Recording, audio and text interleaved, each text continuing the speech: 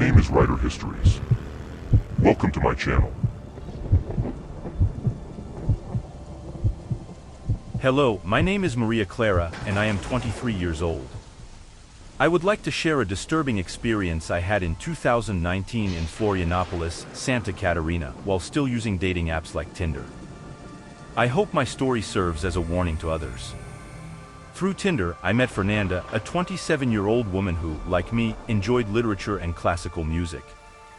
Her profile seemed genuine, with several photos, an interesting description, and she worked as a psychologist in a renowned clinic. After exchanging some engaging messages, I accepted Fernanda's invitation to meet in person. Our meeting was charming. She had a captivating smile, deep eyes, and a contagious laugh. We strolled through the historic center, and gradually, I felt like I had found my soulmate. Fernanda then suggested going to her house for more privacy. Despite my hesitation, I agreed. Her house was isolated in a remote area, surrounded by dense forest, which already made me a bit suspicious.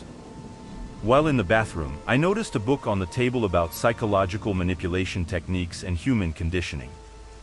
The notes in the margins, discussing breaking someone's will, isolation for control, and even some of my peculiarities, raised a red flag. Quickly, I took photos of the pages and notes and sent them to a friend. Despite the shock, I pretended normalcy until I found an excuse to leave. In the following days, I took the evidence to the police. What the authorities discovered was surprising. Fernanda was involved in kidnappings and extortions, using her charm to deceive and manipulate victims. I was deeply shaken, starting therapy to understand how I fell so easily into her trap. I realized that Fernanda's manipulation was sophisticated, but thanks to my suspicion and quick action, I escaped an experience that could have been fatal. She faced justice, and I hope my account warns others to trust their instincts and never ignore red flags, no matter how seductive the situation may seem. Story 2. Hello, my name is Bruno, I am 36 years old, and my wife Carol is 32. This is an account of a frightening experience that we will never forget, which occurred in Belo Horizonte. We were looking to bring more adventure into our lives as a couple, so we decided to search for a third partner on Tinder. We came across the profile of Laura, a 26-year-old with attractive photos. After some conversations, we arranged to meet at a casual bar in the Santa Efigenia area. However, when Laura showed up, it became clear that her photos did not match her real appearance. She looked more masculine, tall, and robust. She claimed to be sick and that medication had altered her appearance and voice. Despite our suspicions, Carol was excited, so we decided to give it a chance. We headed to a nearby motel, and as soon as we arrived, Lara's face completely changed. I realized that it was actually a man posing as her, named Pedro. He forced Carol into the room while pushing me out and locking the door. Breathless and with my heart racing, I chose not to involve the police immediately, fearing it would take too long and put Carol in more danger. I tried to break down the door, but when I saw that it wouldn't work, I looked for a window or opening. I found a small window leading to the bathroom of the room. With my experience as an architect, I analyzed that the wall was weaker. Using a piece of concrete from the trash, I repeatedly hit it until I could open a hole and enter. The sight of Carol scared in Pedro's arms made me furious. I advanced against him, determined to save her. After an intense struggle, I managed to render him unconscious and ensure that Carol was okay. We left the premises immediately. This traumatic experience left us deeply shaken but also strengthened us as a couple. We reported Pedro to the police the next day, and he was arrested for attempted assault and kidnapping. This is the account of an adventurous couple who narrowly avoided a tragic ending. I learned that we should always trust our intuition and never ignore signs of danger, no matter how seductive the situation may be. Story 3. My name is Laura, I'm 26 years old, and I'd like to share the most terrifying experience I've ever had. At the time, I was single and using Tinder only for casual, commitment-free encounters. I started chatting with Alberto, a man who appeared to be around 30, with an attractive and charismatic face. His profile stated that he was a wine consultant, which sounded sophisticated. Our conversations were pleasant and polite, and nothing made me suspicious. After a week, Alberto invited me to dinner at a renowned restaurant in Barra. When I arrived, he looked even more handsome in person, with an illuminated smile. Dinner went very well. Alberto seemed to know a lot about wines and made me feel special with his attention. At the end, he invited me for one last glass at his apartment. Despite initial hesitation, I ended up accepting. His apartment was beautiful, but as soon as we entered, I noticed a worrisome change in his behavior. He became serious and silent. While Alberto went to get more wine, I noticed that the decor was strange, with photos of smiling people I didn't recognize. In the bathroom, unable to resist, I peeked through a partially open door. What I saw paralyzed my body. A mannequin covered in red paint simulating blood, pictures of girls with a red X drawn over them. Panic overwhelmed me. Back in the living room, Alberto awaited me with an empty expression, holding a corkscrew. I ran desperately outside, assisted by neighbors who called the police. Alberto was arrested, revealing himself as a suspect in the disappearance of several women lured through Tinder. I never imagined that a dating app could lead me to such a dangerous situation. I learned that even in seemingly safe environments, it's always necessary to be cautious and attentive to warning signs. I hope my account serves as a warning so that others don't go through something as terrifying. Story 4. My name is Vanessa and I'm 26 years old. I recently moved to Sao Paulo in search of a new chapter. As I didn't know anyone in the city, loneliness started to weigh on me. A friend suggested that I use Tinder not just for dating but also to make new friends. One of the first people I talked to was Tainara, a 28-year-old. She seemed nice and understanding, also being new in the city. With that in common, we started hanging out. Tainara was very attractive and fun, but I noticed she had a fascination with drugs and was always under the influence when we met, a red flag that I overlooked. One night, we went to a party, and she offered me a specialty to try. Being naive and wanting to fit in, I accepted. I remember a strange taste, but she reassured me. Then everything became blurry. When I woke up, I was in a dark and cold place, sitting on the floor, very scared. Gradually, memories started coming back, Tainara drugging me and some camera flashes before everything went dark. I felt a chill down my spine as I imagined what she might have done to me while unconscious. There were pains, blood, disturbing signs. I found my phone and almost passed out. It was flooded with messages and calls from worried friends because explicit photos of me had leaked online. Tainara had tried to sell these photos on the internet to make money. The feeling of panic consumed me. Fortunately, I reported Tainara to the police and cut off all contact.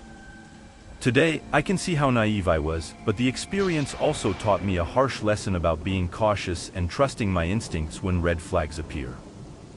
I hope my story alerts others to the dangers that may exist. Story 5. Hello everyone, my name is Gabriel, I'm 32 years old, and I'm from Sao Paulo. I'd like to share an experience I had a few months ago that left me deeply disturbed. I was at home on a Friday night with not much planned when I decided to open Tinder. There I found Carla's profile, a beautiful 29-year-old woman who claimed to be mysterious and love adventures. We started a good conversation, and soon we arranged to meet at a reputable pub on Avenida Paulista. On the day of the meeting, when I saw her in person, I was even more impressed with her beauty. Carla was very kind, polite, and seemed genuinely interested in me. We talked about hobbies, work, and even crazy dreams. However, that's when things started to get strange. Carla smiled differently and began talking about her peculiar taste for bloody and macabre crime stories. I found it odd, but I thought it was just an interest in a different genre. On our fourth date, I invited her to dinner at my house. Initially, everything was going well until she started describing in chilling detail the planning and execution of famous crimes, showing fascination with the minds of serial killers. What really shocked me was when, with a serious expression and eyes devoid of empathy, she asked me, "Have you ever thought about how it would be to end someone?" At that moment, I realized the dangerous situation I was in. My heart started beating faster, and I knew I needed to get her out of my house, out of my safe space. I managed to stay calm, said I wasn't feeling well and needed to rest. Carla seemed to understand and agreed to leave, but before she whispered, "Loved getting to know your house, Gabriel. See you soon." I left that situation terrified. I couldn't sleep that night and spent weeks afraid she would show up again. After that, I deactivated my Tinder profile, changed my routines, and even the door lock, determined to leave it all behind. Fortunately, I never saw or heard from her again, but this experience taught me that people aren't always who they seem to be at first glance. We always need to be alert to warning signs, no matter how subtle they may be. Story 6. It was early February 2016 when, freshly separated, I decided to try virtual means of meeting people and signed up for Tinder in Curitiba. My friends encouraged me to move forward and embrace this new phase at 28. After some dull conversations, I came across Gabriel's profile, a 32-year-old with a mature and seductive face. He was charming, intelligent, and witty. Despite being a bit arrogant, there was a magnetism that drew me in. We exchanged messages, and he invited me to go out that night to a quiet bar downtown. Upon arrival, Gabriel seemed even more interesting in person with his intense gaze. For a moment, I thought it could be a new beginning. However, as the night went on, Gabriel became increasingly insistent with compliments and unwelcome touches. His mood also darkened, and he constantly tried to offer me more drinks. At one point, I noticed Gabriel putting something in my drink when he thought I wasn't looking. My stomach froze as I recalled terrible stories of women being drugged and abducted. I needed to act cautiously. I pretended to take a sip of the drink, feeling a bitter taste, and immediately let go of the glass abruptly. Gabriel panicked, insisting that I was unwell. I asked to go to the bathroom, and inside, I called the police. Gabriel tried to break down the door, but the officers restrained him. I blacked out and woke up in the hospital, being informed by a friend that Gabriel was a wanted drug dealer who drugged victims to sell them on the black market. It was the worst scare of my life and an important lesson. This horrifying experience with a true maniac changed my perspective on the dangers that women face every day. Since then, I have used this experience to warn other women about this grim reality. If you made it this far, please leave your like and comment to support the channel. The story I'm about to tell happened a long time ago, but it still lingers in my mind. I've been in the Navy for several years, which means I'm used to all sorts of environments in this line of work. If you ask me, I don't know any world outside of the military. I got into this environment at the insistence of my father many years ago. When I joined the Navy, I was just a skinny and fearful boy. I suppose that's why my father wanted me to join the Navy anyway. For years, I trained to please my father, and my friends and family visited me regularly until I gradually rose through the ranks and earned more than I initially received. I was fully integrated into the Navy, where I had the opportunity to meet a wide range of people and colleagues who became lifelong friends. Some joined for various reasons, while others shared experiences similar to mine. However, regardless of individual circumstances, we all shared a common goal: to dedicate our best efforts in service to our nation. Many of us were assigned to patrol the streets as Mexico faces significant security challenges, with thieves and dangerous elements present on public roads. We worked as a team to effectively patrol various areas of the city. Coming from the state of Cancun, located in a region near the beaches, my city is also a prominent tourist destination, one of the most visited in all of Mexico. Due to the high rate of visitation, we were often assigned to patrol Cancun, whether during the day, afternoon, or night. Many of us preferred to patrol during the afternoon or morning for various reasons, such as better lighting at those times or the lower likelihood of encountering dangerous individuals, among other factors. One concern was encountering dangerous creatures. Many colleagues shared their stories about nighttime events, and, to be honest, I never took these narratives seriously. I considered them only exaggerated tales, but I was completely wrong. Everyone avoided taking the night shift, and groups took turns for this responsibility. However, I knew sooner or later it would be my turn to do a nighttime patrol, whether I liked it or not. It was then that one of the superiors called me for a conversation in his office. Initially, I had no idea why I was being summoned because, as far as I remembered, I had not done anything deserving special attention, simply carrying out the tasks assigned by the city. It was then that he asked me to patrol a somewhat isolated area of the city where there were several reports of criminal activities, and it was necessary to reassure the population. I promptly accepted without hesitation. However, before leaving, he emphasized that the patrol had to be done during the night shift. Having already agreed, there was no turning back. Later on, I began the patrol, this time without the company of my colleagues, as many of them had requested time off, and I didn't want to interfere with their days off with work obligations.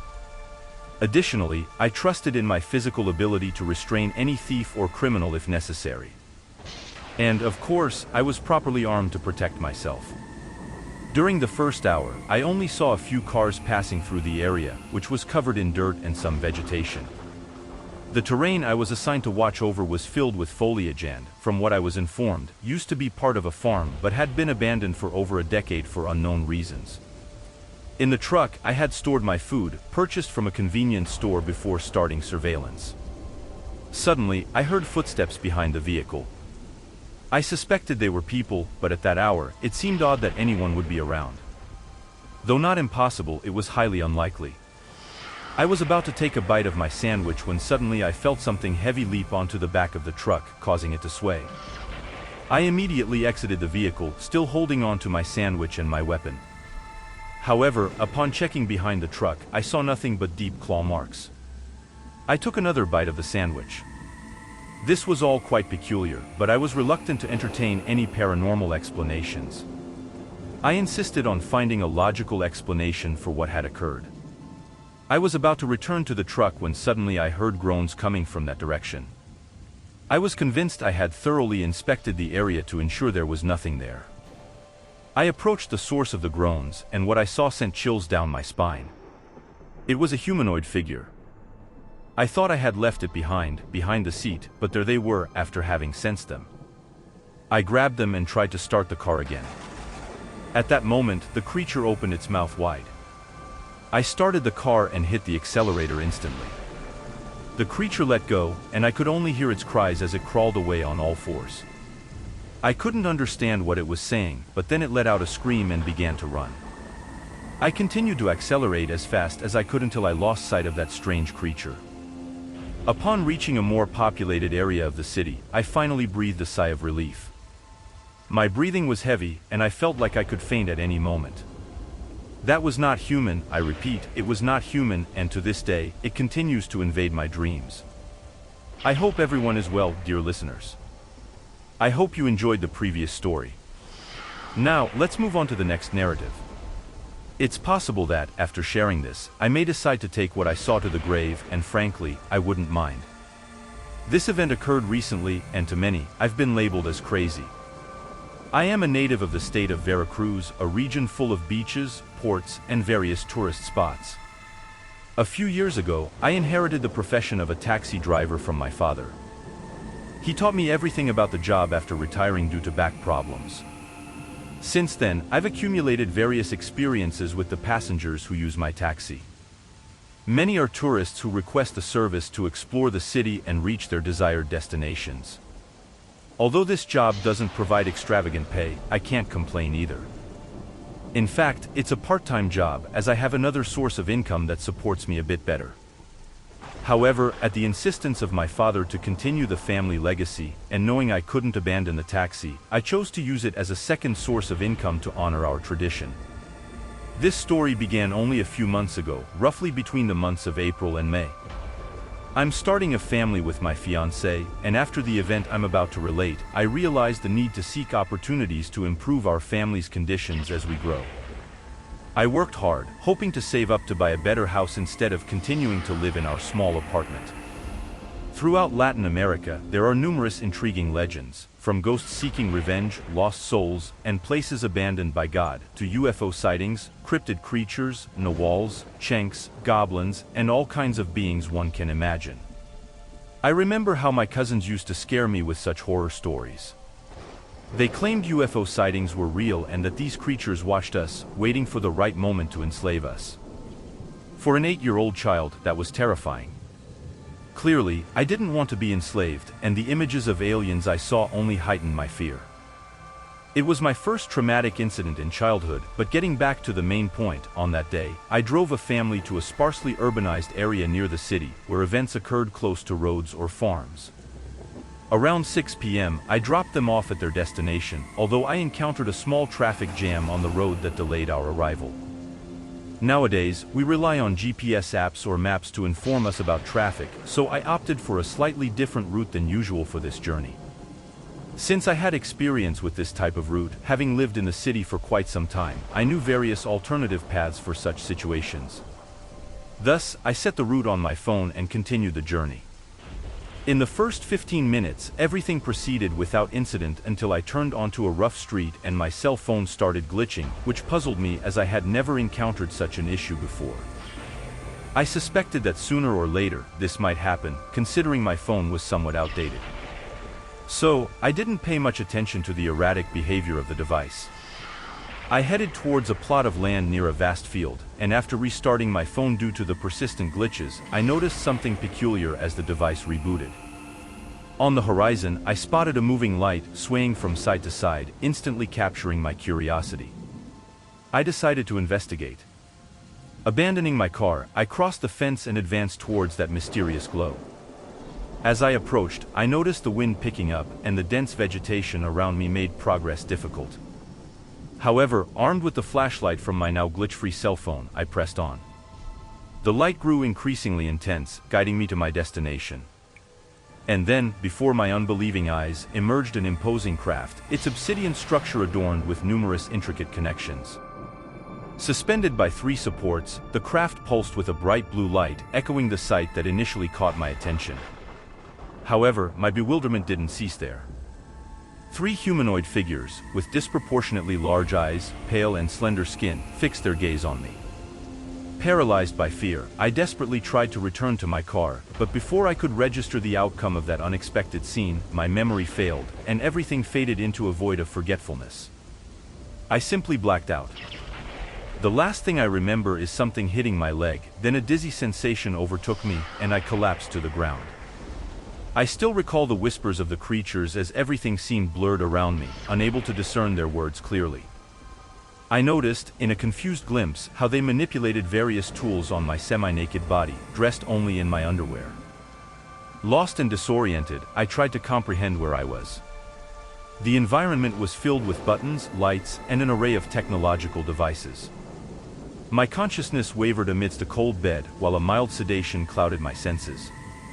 The blurry vision prevented me from capturing precise details, but I sensed the presence of several creatures and animals that I couldn't identify, along with another human being. Desperate to escape from this surreal situation, I struggled in vain against the restraints that kept me immobilized. However, my efforts were in vain, as something had been injected into my neck, rendering me powerless amid this strange confusion. As the creatures continued their activities and incomprehensible conversations, I finally succumbed to closing my eyes.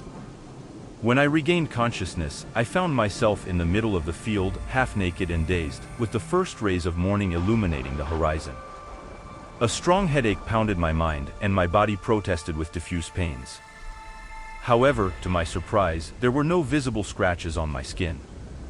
I checked my phone, noting that it was already 6 in the morning.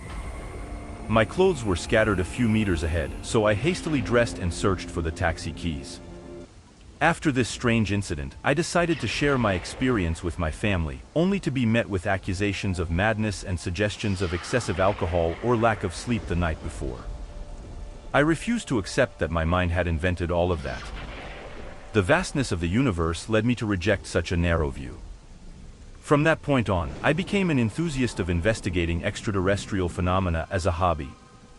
Despite this, I have never been able to assert with certainty what really happened that night. While some dismiss my experience as a dream or product of insanity, the lack of concrete evidence leaves me in a state of perpetual uncertainty. Hello, listeners, I hope you enjoyed my previous account. Very well, let's move on to the next story. Recently, I experienced something I would like to share. I am a native of the state of Nuevo Leon, from a lower middle-class family.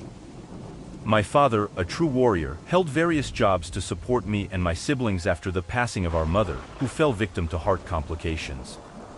We grew up learning to make do with what we had, with me being the middle child among 3 siblings. Due to financial limitations, my educational journey was cut short in high school. The dream of attending college and pursuing a specific career was abruptly halted by circumstances. My father, with the help of a friend, got me involved in a business to ensure our livelihood. Recently, a position opened up after a longtime colleague resigned, and I finally managed to get in. I must confess, initially, they doubted my driving skills as I had never operated a truck before. However, with the support of my colleagues and superiors, and with my first truck in hand, I gradually managed to adapt. I started my first deliveries within our state using smaller trucks. Over time, I progressed and expanded my area of operation, which allowed me to improve my financial situation slightly. Currently, I live with my sister, my father who is about to retire, and my grandparents. Although they are kind people, they are incredibly superstitious, which adds a peculiar touch to our living situation. I remember being told to keep a rosary in hand to ward off evil spirits, to say the Our Father prayer before sleeping, and to be cautious about anything related to the occult. I also recall my father working while we were under the care of our grandparents. They would take us to church, whether we wanted to go or not. The elders went resignedly, while we, the younger ones, got bored sitting for so long. The sermons bored us. But my grandparents said we should consider ourselves blessed to not attract evil spirits. Getting back to the point, one day I was called to deliver some packages.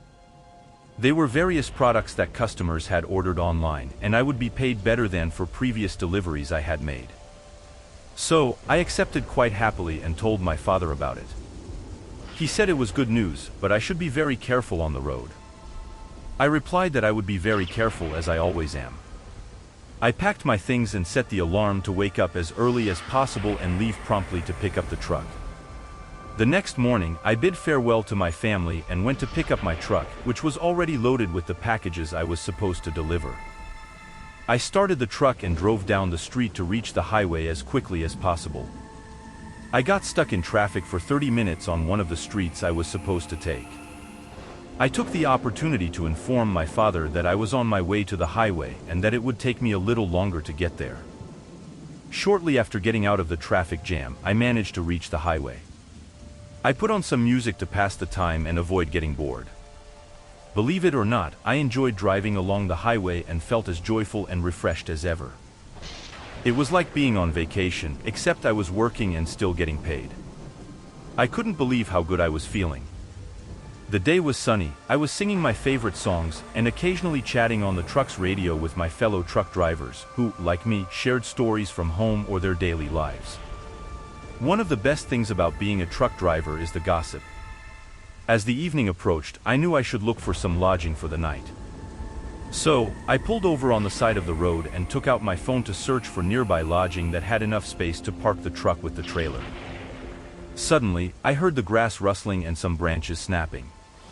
At this point, it was already night, so the sound caught my attention because from where I was standing, I couldn't see what was causing that noise. I got out of the truck to see what was causing the commotion. I turned on the flashlight on my phone and started shining it towards the foliage on the other side of the barbed wire fence, a classic feature here in Latin America. Well, as I said, I went to see what was causing the noises near the fence.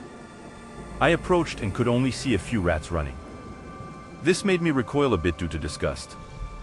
I was about to go back to my truck when suddenly I saw a silhouette in the distance that caught my attention.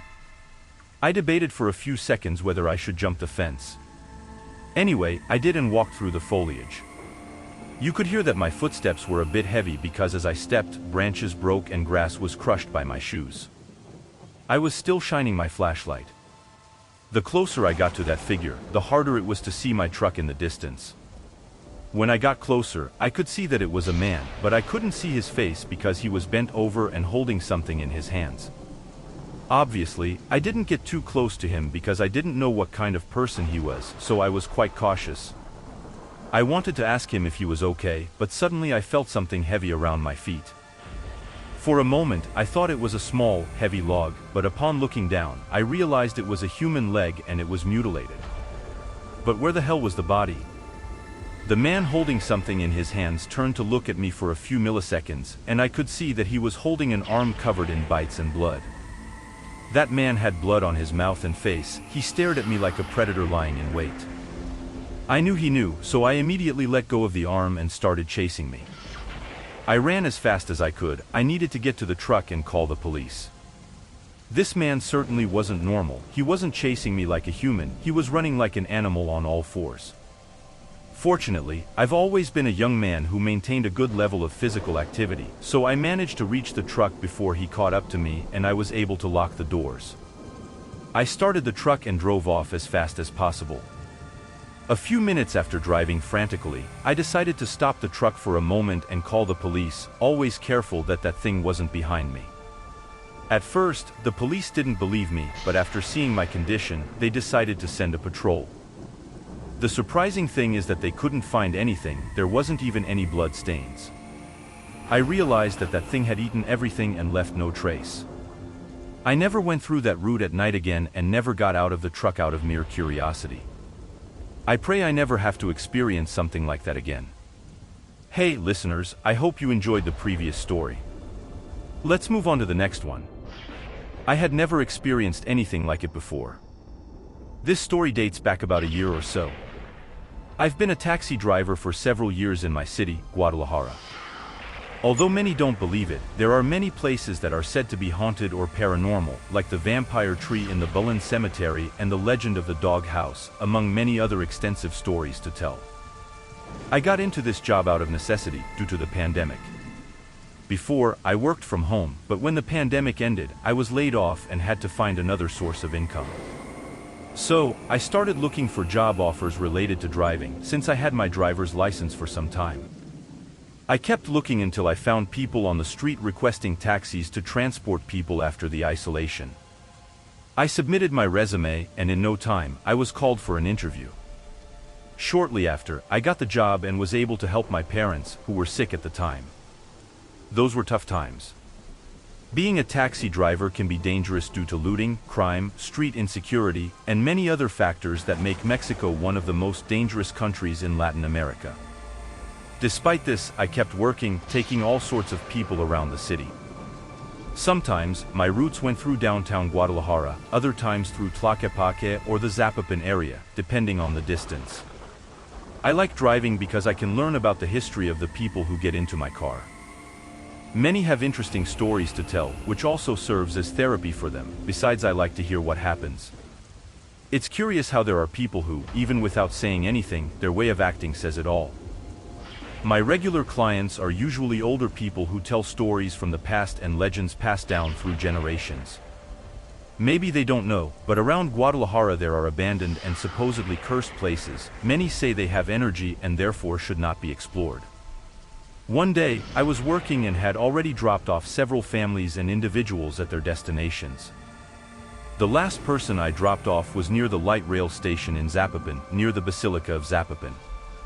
After receiving payment, I started looking for a good route to get back home. I used my map app to find a route with less traffic and then started the car to begin the journey back home. I live a bit far from the city's most well-known spots, but I'm used to long distances and traffic. All I wanted was to get home to rest and relax a bit. I had been driving for about 20 or 30 minutes when my car started to sputter. That wasn't uncommon, as a few months earlier it had also failed, and I had to take it for repairs. I repeat, in previous years I had never experienced anything strange, so I couldn't imagine what could happen. My grandfather used to say that spirits follow you by the law of attraction. At first, I thought it was nonsense, but suddenly my car stopped. I tried to start the engine, but nothing happened, not even the sound of the engine clicking. I had no choice but to get out of the car to see what was wrong. If the car wouldn't start, I couldn't listen to the radio or connect Bluetooth to listen to music either. I opened the hood to check the engine, but I didn't see anything wrong. The oil had been changed about a month ago, and the brake pads had been replaced just 2 months ago. I couldn't understand what was wrong with the car. I also couldn't illuminate well with my flashlight, as it wasn't very powerful, so it was hard to know what was causing the failures. Suddenly, I began to hear distant wails. It's worth noting that I was on a deserted street, and there was no one around, despite it being 8 p.m. The cries grew louder as I tried to figure out where they were coming from. I saw a woman approaching slowly. She looked pale, almost like a blank sheet, and she was crying. She approached between sobs and wails, and the closer she got, the more I could understand what she was saying. She seemed to be asking for her children. I thought about calling the police, but she kept getting closer, and then I heard her plead for her children with a demonic voice that seemed to come from hell itself. That's when I realized I wasn't facing a woman but a specter, a ghost, an urban legend. I didn't know how to react. I knew La Llorona was from Mexico City or other countries, but I never imagined seeing her in my state. She quickened her pace towards me, and all I did was run as fast as I could, while I could still hear La Llorona's deafening cries chasing me. I stumbled over my own feet near an empty lot where there was an abandoned car, nothing but junk. Without thinking, I jumped in and hid in the trunk, praying that thing wouldn't find me. I spent the next few hours there until I could no longer hear those terrible cries. Since then, I've been cautious of anyone I see on the street while driving, and I remember what my grandfather used to tell me about the law of attraction. I'll share an experience I had some time ago. It all began when I was on duty at Santa Lucia Air Base in the state of Mexico, carrying out my duties as a military personnel. A significant part of my time was dedicated to missions in equipment storage locations. In these areas, the warehouses were fenced and the atmosphere felt like isolated terrain. During the nights, my responsibility was to watch from a tower with its balcony and spotlight, located a bit away from everything, close to a shooting range. One night, I was assigned the shift from 12 a.m. to 3 a.m. During the shift change, my colleague lit a light in the distance to signal his descent and the transition of the shift. I climbed the tower, played music on my phone, and stayed outside, vigilant.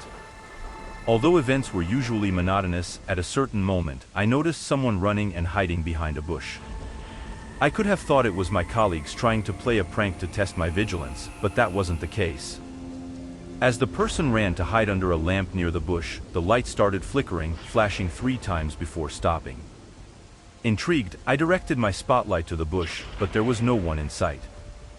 Although I initially didn't pay much attention, about an hour later, about 100 meters away, I saw the silhouette of a person standing, observing the tower.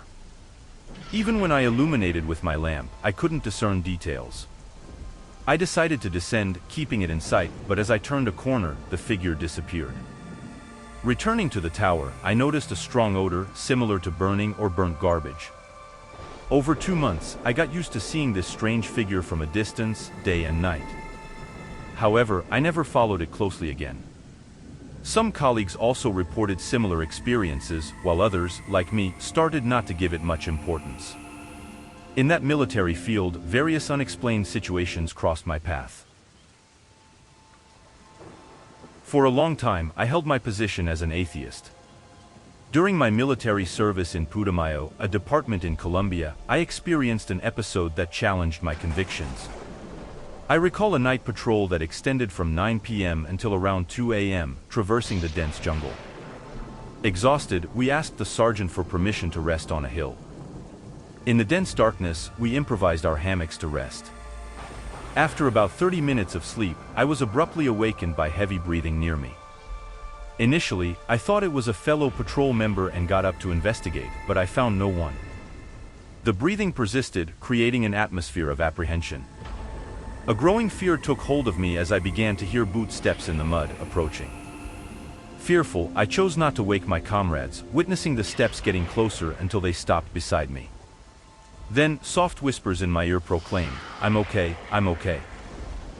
Gathering courage, I grabbed my weapon and investigated, but no being was in sight, everyone was asleep. With the arrival of daylight, I realized we were in the middle of an abandoned cemetery, among graves. I refrained from sharing my experience, afraid of being considered crazy or cowardly. Since then, this peculiar encounter shook my certainties, awakening in me an incipient belief in the supernatural.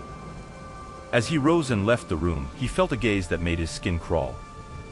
Despite this, he headed to the bathroom. Upon returning, he saw a man entirely dressed in black in the corner of the room, notably similar to him in height and build. Although he couldn't see the face, he described intensely red eyes. Without turning his back to the observing figure, he returned to the room and closed the door. Immediately after closing it, the door was kicked 3 times. The sound woke his sleeping mother, and he took her with him as they left the room, heading to where his sisters were in another room. I remember being taken without being informed about the situation. Later, we took a taxi and went to my grandmother's house. Actually, I am unaware of the reason why my stepfather chose to flee instead of confronting this stranger, but I presume he had his justifications.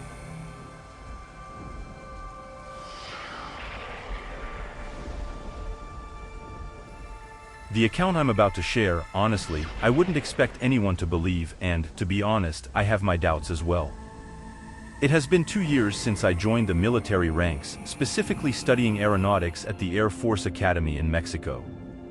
I remember a Saturday on guard duty when I was positioned in one of the academic buildings where, a few years earlier, a cadet faced deep depression. Generally, this never bothered me as I was always busy or too tired to reflect on such matters. However, on that night, one of the colleagues on duty asked if I had ever experienced any paranormal activity or believed in such phenomena. You know, the typical boredom of two young individuals without internet or phones at their disposal. A colleague from Cape Mako shared several stories about his people in Veracruz, a region he claimed to be famous as the birthplace of witchcraft in the country.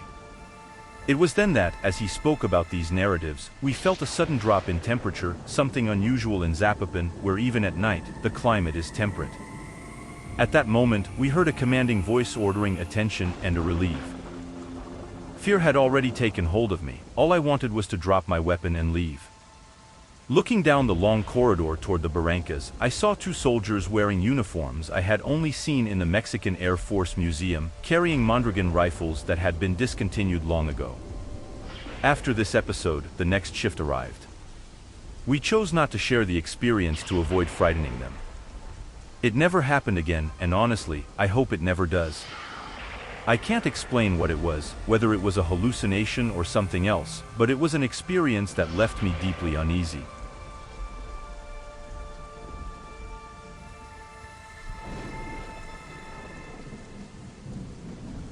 I will tell an experience I had in 2001 in San Felipe, Chile. At that time, I was still in the army, precisely at the end of August.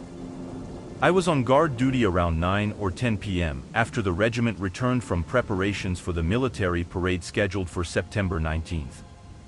On a cold night, I went to get my coat from the room. My roommate, named David, was there, and I scolded him for leaving his clothes scattered on the floor. He promised to tidy up, so I closed the door and took a few steps when I heard a gunshot. Upon returning, I discovered that David had shot himself.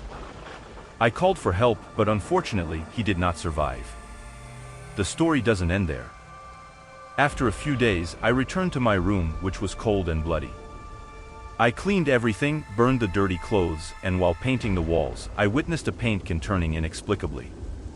The atmosphere in the room became dense and unbearable. After reporting these events, I managed to move to an adjacent room, but there, too, strange phenomena occurred. Unexplained noises, slamming doors, and even sightings of David's shadow became frequent. One night, while sleeping, I felt someone messing with my feet and saw my clothes being thrown around the room. Upon investigation, I found nothing, but after a mass in David's honor, the paranormal events persisted. The regiment eventually moved out, replaced by a supermarket, but rumors of sightings of David's shadow still circulate in the old pavilion. In another experience, my brother-in-law, a military man, shared stories of witches in Jalisco and frightening apparitions in the Chapultepec forest near military areas in Guadalajara. He reported encounters with supernatural figures, including a woman emerging from the lake, legless crying children, and even a demon with red eyes and horns. The forest, beautiful during the day, became eerie at night. Locations with intense spiritual activity were avoided even by beggars. I had never heard reports about this specific area. I was aware that other parts of Chapultepec, like the region near the now-closed Chapultepec Fair or the Papalote Museum, were known for stories of child and woman apparitions. Following the military man's account, he mentioned frequently using the highway, especially the one extending north of the Beltway, near Satellite. According to him, around 3 a.m., it was common to witness people jumping from one of the bridges in Plaza Mundo, falling onto cars. After 2 or 3 bridges, these mysterious figures disappeared. The military man claimed that many accidents occurred when these beings entered cars, resulting in several incidents in the area. He himself witnessed this phenomenon on 2 occasions. The first time, during an early morning drive from Cuatro Caminhos Metro to Cuautitlan Izcalli, he observed an entity launching from the bridge onto a moving car. The vehicle lost control and collided with the wall. The second time, on a weekend off with friends, this entity violently projected onto the car. They stopped for a few minutes, during which the military man claims to have seen a person in the back seat next to his friend. Despite being terrified, they moved on when the entity disappeared on the third bridge. Since then, the military man confessed to being afraid to travel on the highway at night, always avoiding it. As some may know, in 1973, there was a military coup in Chile, resulting in the disappearance of many people. Survivors of that period, who were detained, reported witnessing terrible deaths and torture. Some of these atrocities occurred in barracks and others in residences that over time became memorials for obvious reasons. I won't provide many details about the location of the events I will relate, but they happened in a military regiment. One weekend, I was assigned to guard duty inside the regiment. There were 5 guard posts, with number 1 being fixed, meaning the soldiers assigned there didn't participate in rotations to other posts but continued their duties during shift changes. I started my guard duty during the day at post number 2, near the regiment's entrance, making it quite calm, except for the 2 hours I would be alone in that sector doing rounds. After that period, I had 2 hours of rest before taking over post number 3, which faced the rear of the regiment but was still illuminated as it was early. Time passed, and around 2 p.m., I took my first shift at post number 4, where there was a court and a closed gym due to a shortage of personnel over the weekend. As the day progressed, during the second round of rounds at post number 3, I was forced to enter. Late at night, I stayed there until it was my turn. However, when returning to post number 4, it was almost 3 a.m. The first hour went smoothly, enjoying the intense moonlight night to contemplate the stars in all their splendor due to the surrounding darkness. Suddenly, I heard desperate screams of men and women, including someone claiming not to know anything and another begging not to be attacked. The sounds echoed from inside the gym, which at that moment was evidently closed and shrouded in darkness, making it impossible to see anything inside. Moved by curiosity and concern, I approached one of the gym windows to try to understand what was happening. At that moment, a shadow ran out, from my perspective, through the gym door. On impulse, I shouted loudly, "Who's there?" However, the shadow continued to run without pausing or even looking back. Acting quickly, I loaded my weapon and repeated the call, but in the silence, I fired. The bang made my colleagues, who were resting, approach to investigate the situation. When the sergeant, who was in charge, arrived, I reported what happened and what I witnessed. He slapped my shoulder and instructed a corporal, "Send this one to sleep, don't let him guard anymore." However, the disturbing episode prevented me from getting any sleep. Later, after completing my military service, I met the same sergeant, now retired due to an illness he chose not to reveal. However, he shared with me that supposedly, in that gym where I had been, many people had been tortured and killed. He mentioned that some were released to run, but it served only as a target for soldiers to practice shooting. Without a doubt, I witnessed dark echoes of the past, which, as this ex-sergeant reported, seem to persist in that same place to this day. If you've made it this far, please leave a like and a comment to support the channel. Thank you very much, and until next time.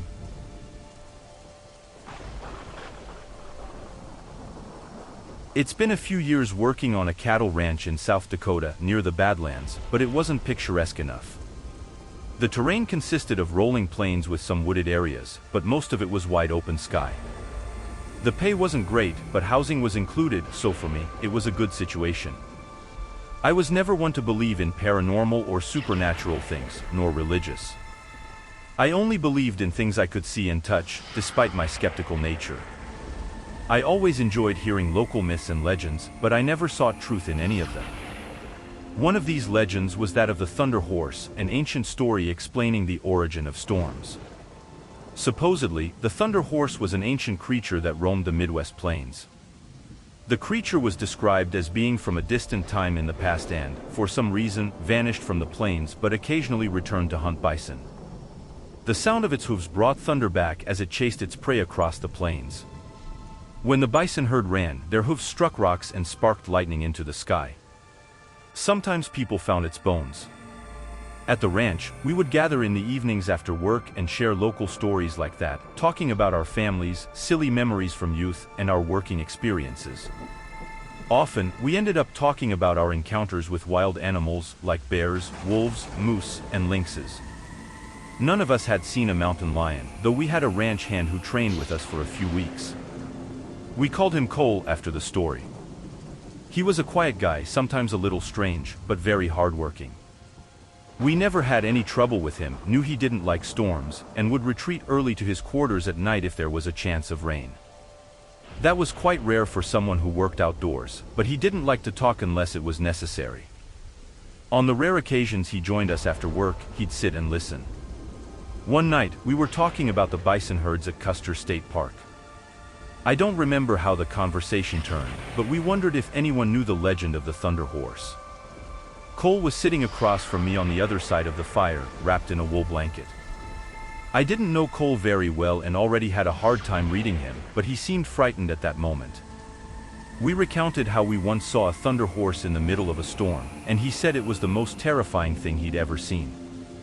I don't know if anyone believed him, but the rest of the guys seemed strange to keep Cole's thoughts to ourselves. He left us just a few weeks later. We didn't know if he resigned or was fired. He just left one day, and we didn't think much of it beyond respect for what happened. The following summer, I had almost forgotten about Cole. We had a fierce storm sweep through the plains. The weather radar indicated it was going to be bad. Normally, we kept the horses outdoors 24/7, but the winds would be terrible. So, we set up panels in the barns to shelter them. We were doing everything possible to get the stable ready in time. The rain was already pelting me as I led the last of the horses and watched the winds. I was surprised the roofs were still on all the buildings. By morning, I could see the cattle out of the corner of my eye, not very well because of the weather, but I noticed there had been changes. I assumed it was because of the storm, but I couldn't do much for them except hope they didn't knock down the fence. A lightning bolt illuminated the sky, and I saw what was disturbing the cattle. The two horses I was leading spooked and moved away from me, and I couldn't blame them for the creature in the midst of the cattle. It stood about 6 feet tall and had a prehistoric appearance. That's the only description that comes to mind. Alone, I saw it during the lightning flashes. It had hooves but looked more like a giant rhinoceros than a horse. It seemed like something that roamed the earth in a time of mammoths and saber-toothed tigers. It had a dense, white fur, longer than a horse's, and somewhat matted. It was the size of a moose but didn't look like any other animal I'd ever seen. About 6 times, when the lightning illuminated the sky and allowed me to clearly see the creature, in the next lightning it would vanish, and I thought I was having some sort of hallucination. But then I remembered Cole's story. I wish I knew where he went, because now I'd love to talk to him about all of this. I can't explain what the Thunder Horse really was, where it came from, not even if it was what I saw, or if it could have been some kind of prehistoric ghost. Does anyone know anything about that era? In 1997, I was camping with my sister at Craig Lake State Park in northern Michigan. It was midsummer, and unfortunately, a heat wave awaited us that same week of our trip. Nevertheless, we decided to go and try to enjoy it. We planned to sleep in our tents, brought mosquito nets to hang over us. If you've never been in the Midwest, mosquitoes here are huge. We also brought a tent because it looked like it might rain during the week, but no night did we want to sleep in a camping tent when nighttime temperatures weren't supposed to drop below 50 degrees. Our campsite was a bit tricky, but it was only about 6 kilometers from the parking lot. We were sweating profusely as we carried all the gear there, and I wondered if we'd survive the week or if we'd come out alive from there. Most of the week went well, with lots of heat and some discomfort, but we didn't encounter anything strange. Usually, when I hear people tell stories like this, there's almost always something that escapes the norm, but here there was nothing out of the ordinary, absolutely nothing. On the 5th day, it started raining around midday. It started off as a little rain, but it worsened significantly as the day progressed. It started getting worse when we were returning from our morning hike. We lowered the mosquito nets and set up the tent. At dinner time, it was raining heavily. We couldn't light a fire, so we cooked the meal in the vestibule with a gas stove. The tent started leaking about an hour later. Then, the wind picked up. There was a puddle of water on the 10th floor when we decided we'd rather hike back the 6 kilometers to the car. We thought we'd probably find some accommodation at a hotel in town, and if not, at least we could stay dry in the car. The way back to the parking lot was well marked, and we should have found our way back easily, but the light and wind made visibility difficult. So, when we thought we saw the red taillights of another car, we drove straight towards them. They were exactly like bright red taillights, shining in the distance. It seemed to be about 60 or 70 meters from where we were on the path, which had become muddy from the rain, and it was hard to tell if we were on the right track or not. We tried to use the light as a guide to get back to the parking lot, but ended up driving straight into a quagmire. The sudden change in terrain caught us off guard, and we tumbled forward into the mud. It was the sticky kind of mud that holds onto you. I don't think it was quicksand, but it was hard to get out of it. When we got back on the path, we were on the ground and saw that the light seemed to be in the middle of the swamp. My sister was worried it was a car that had veered off the road, but it wasn't sinking and we didn't hear anyone yelling for help. I didn't know what it was, but there was something strange about the whole situation. The car wasn't calling for help, as if we could somehow assist them. As soon as we got out of the quagmire, we continued in what we thought was the direction of the parking lot and decided we would call the police about the possibility of a car being stuck. As we got back on the path, our light became more intense, if that was possible, and the extra red light disappeared in the distance. 10 minutes later, we saw another red light, about a meter off the ground, standing still. It was the taillight of a car, this time in the middle of a forest. We recognized the area. We were almost at the parking lot. But this particular area was heavily wooded, so no car would fit here among the trees, I said. It can't be a car, so it must be a person with a red flashlight or a red headlight, my sister said, calling out to see if anyone needed help, but there was no response. Then my sister wanted to go see what it was, but I definitely did not, but the more I looked at that light, the more I wanted to investigate too. I felt weird staring at it, almost like I was in a trance, and then the light moved and dropped to the ground, and now it was maybe about 30 centimeters off the ground, and we soon saw it coming towards us, gliding like a snake through the trees. I had an overwhelming feeling of terror. My sister and I didn't need to say anything to each other, we just ran. I looked back and saw that the red light was following us, but it stopped when it reached the edge of the path. I never knew what it was, and neither did my sister.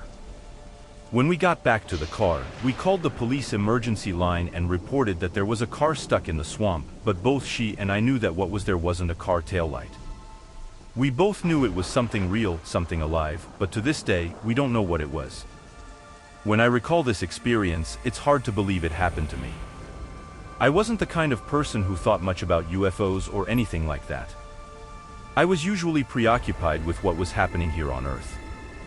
This happened in the early 90s, so it especially scared me because I think at that time we were all hypersensitive to things happening in the air. The person I was with now was my ex-girlfriend. We wanted to get away from civilization, so one night we grabbed some snacks and drinks and drove to a deserted beach in the middle of nowhere, in the Gulf of Mexico. We parked with the truck bed facing the water, as we usually did, and we had some blankets and pillows, and sometimes we'd stay there all night. So, we were sitting in the truck bed, it was nighttime and it was very dark, with a clear sky. There was no moon. I was lying down looking at what seemed like millions of stars. I remember perfectly how amazing that night was. We were talking and eating, and then we both drifted into our own thoughts. After a while, I noticed that my ex had fallen asleep.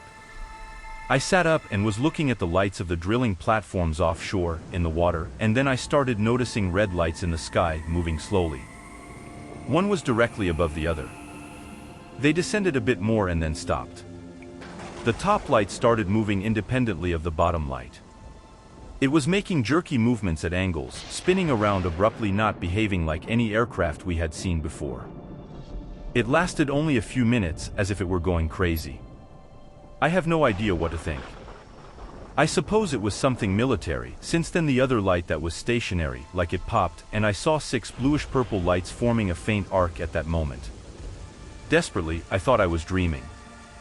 At first, the purple lights remained stationary for a minute, and then each one started descending slowly towards the water, but it also seemed like they were approaching the shore, closer to us. We started to feel a little uncomfortable. They were all slowly following this arcing trajectory, and then the one that initially moved began coming towards us and increased speed for a while until suddenly it stopped dead. The other 6 lights had fallen in an arc shape and stopped after the first one. It seemed like the one in front was some sort of scout or something. Then what I call the scout started doing this zigzag movement across the sky at a fairly regular pace. The light would reach its peak movement in one direction and, without slowing down, change direction instantly. It had to be something extraterrestrial, since I didn't know how a human being could survive the forces that must be required to perform such rapid and wide turns. And then it circled back and regrouped in front of the other lights. We got out of the truck and stood looking up. We didn't know what to do, nor could we hear any noise for a long time. Everything became very quiet.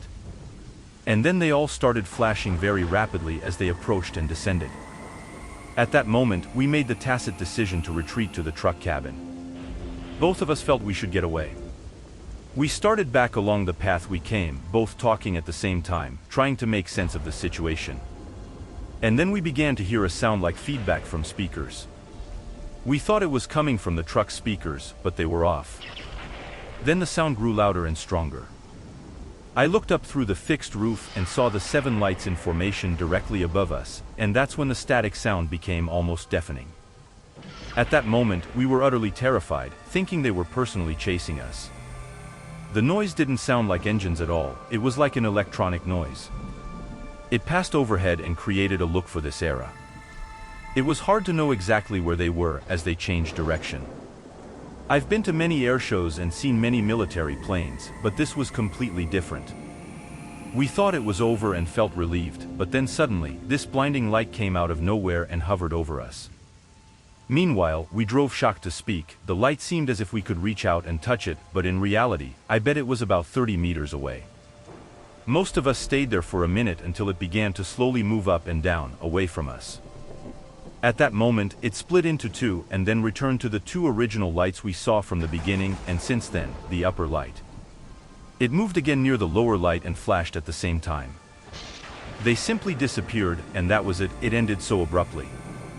But we were in suspense for a long time, thinking they might reappear. If I were rich, however, I believe I would pay to see them again.